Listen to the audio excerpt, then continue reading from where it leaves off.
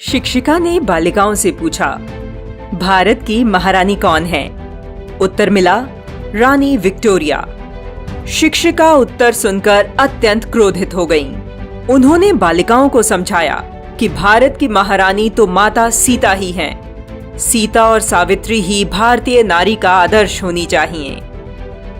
भारतीय संस्कृति को इतनी गहराई से समझने वाली यह शिक्षिका कौन थी? यह जानने से पूर्व स्वामी विवेकानंद के लंदन प्रवास का एक प्रसंग बताते हैं। वर्ष 1895 में स्वामी जी के लंदन प्रवास काल में उनकी भेंट मार्गरेट एलिजाबेथ नोबेल से हुई। मार्गरेट एलिजाबेथ भरपूर ऊर्जा से ओतप्रोत थीं और वे महिलाओं की शिक्षा को लेकर विशेष योजना पर काम कर रही थीं। जब स्वामी जी ने उनकी इस योजना के बारे में सुना तो वे अत्यंत उत्साहित हो गए।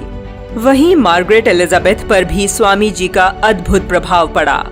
स्वामी विवेकानंद चाहते थे कि भारत की महिलाएं शिक्षित और आत्मविश्वासी बनें, क्योंकि जब तक नींव मजबूत नहीं होगी, देश मजबूत नहीं बन सकता।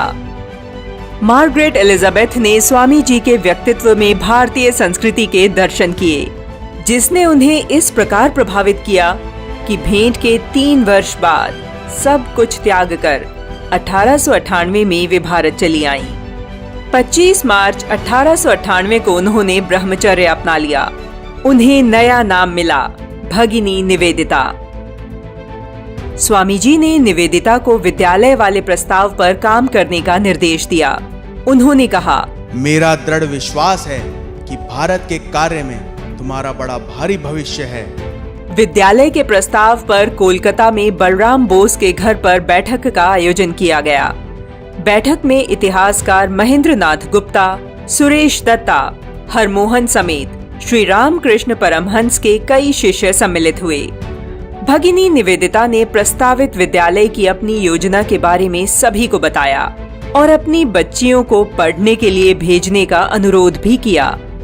परंतु निवेदिता के अनुरोध पर किसी ने उत्तर नहीं दिया।